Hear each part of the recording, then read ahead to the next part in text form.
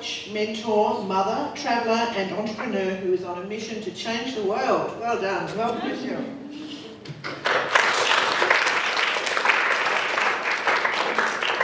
I want you all to get up and do a bit of a jiggle about, because we've been sitting for a little while. So Ben's going to put on a bit of music to jiggle to. Somewhere. There we go. There we go. All right.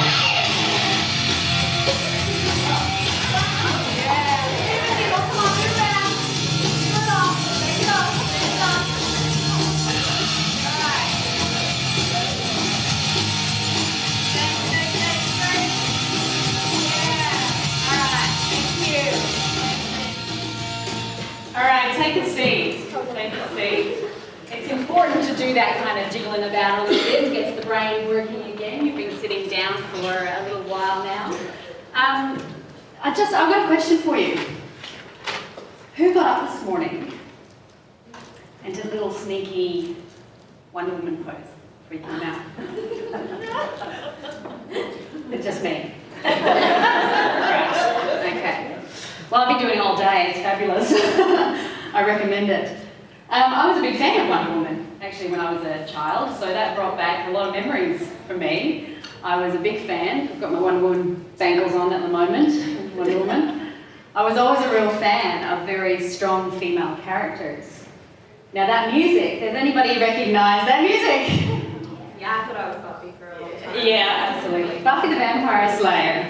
Yeah. Another very strong female character. Very strong. But very feminine as well. Alright, she kicked ass in great shoes. Right, she always had a great wardrobe. She was a girl. And she was a leader. And she was strong. And what she said to me was, you know what? You can be a leader. You can be strong. You can kick ass if you want to. And you can still be a girl. You can still be feminine. I was watching that show not long ago with my 10-year-old daughter, and she was taking on the spirit of Buffy, the spirit of the Slayer. And I was watching her do that. She loves her. She's like, yeah, let's go, let's do it. She's a great role model for young women. And it got me thinking about leadership. It got me thinking about it in its broader sense. We've heard from a few of the speakers that, you can be a leader. You can be a leader. Now when we hear that, we go, oh yeah, okay, I can be a leader. But leadership, that's that stuff that happens, at the top of an organisation. Or, Winston Churchill, he was a leader. Political leaders. When I think about a Buffy, or a Wonder Woman, or a Steve Jobs, or an Oprah Winfrey, or a Mother Teresa, or any of these amazing leaders like Gandhi, the thing that they all have in common is they didn't have a position on an organisational chart. They didn't have a political position that granted them permission to lead. They led without permission. Now that, to me, is the essential nature of leadership at all levels. Leading without permission. Now, that gets me in trouble sometimes with CEOs, etc. But I'm okay with that. The whole disruptive word that we were talking about earlier, I like that word. I'm glad that that's become very popular because it gives me somewhere to fit now. And fit is important when we talk about that. So, I'm going to talk you through some stuff today which helps you unleash the Slayer within. Now, why is this important? Why is it important that everybody be a leader? Because each one of you is a leader. All you need to do is choose to be a leader, to lead in your own right. And we'll talk about what that means. But why is that important? You're happy going along in your job, doing what you need to do. Why am I saying that each one of you needs to lead? Well, we are in a topsy-turvy, crazy-ass world. Things change at a rapid rate of knots. Absolutely. Massive change throughout the world. Just think about the technology you were using, say, 10 years ago, compared to what you're using now. Just think about the technology that you will be using in 10 years. All right, so we are changing. We're changing really quickly, all the time, all the time. You know there's 7.2 billion people on the planet. 7.2, and it's changing like this. Every time I click, there's a new person being added to the planet. They reckon in about 30 years, we have 9 billion people on this planet. 9 billion people. There's 9 billion new ideas, 9 billion people who need jobs, 9 billion people who need to be fed. 9 billion people with their own problems and their own challenges. That's moving pretty quick. Technology is just one thing. I'm going to show you a little clip which shows you a little glimpse into the future. Ben, if you wouldn't mind.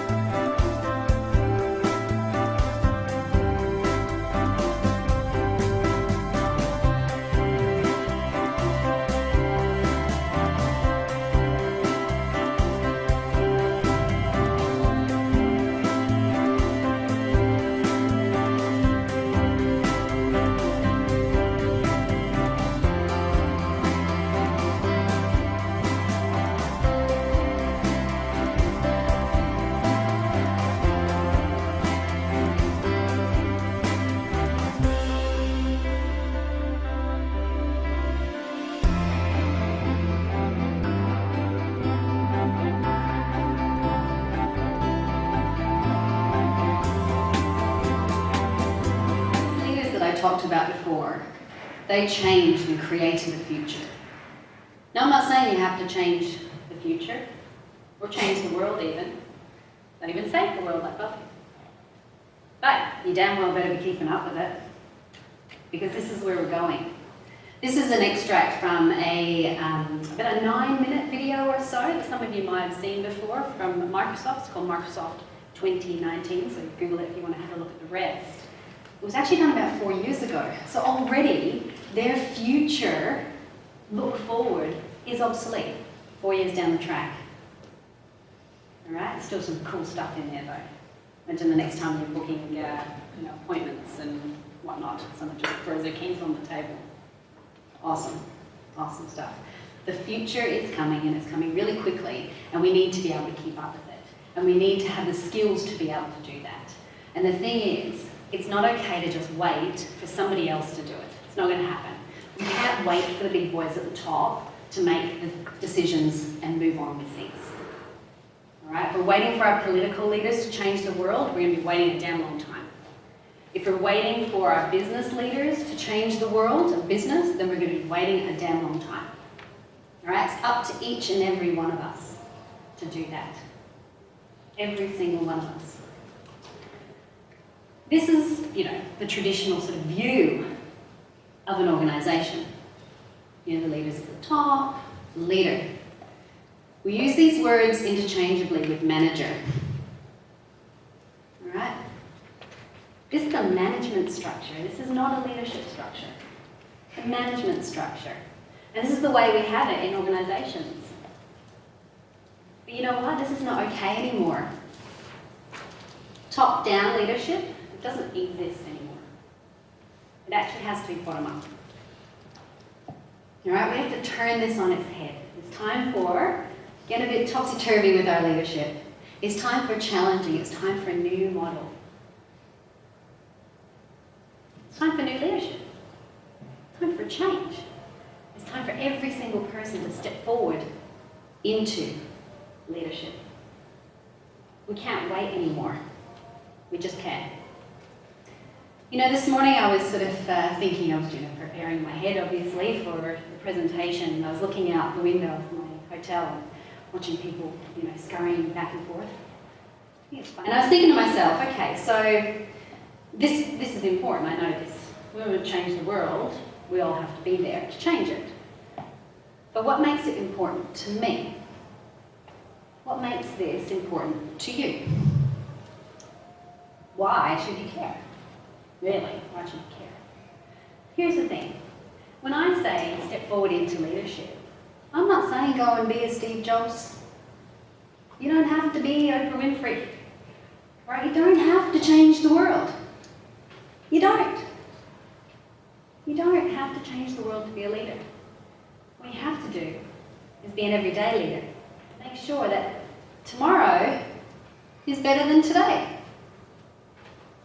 Who wants a successful career? Yeah. Who wants a successful life? Yeah. Who wants success for their families? Yeah. Who wants a nice house to live in? Yeah. We all want stuff, don't we? We all define success in our own way. And I think that's the really important bit. So you don't have to change the world. You just have to change little bits of the world.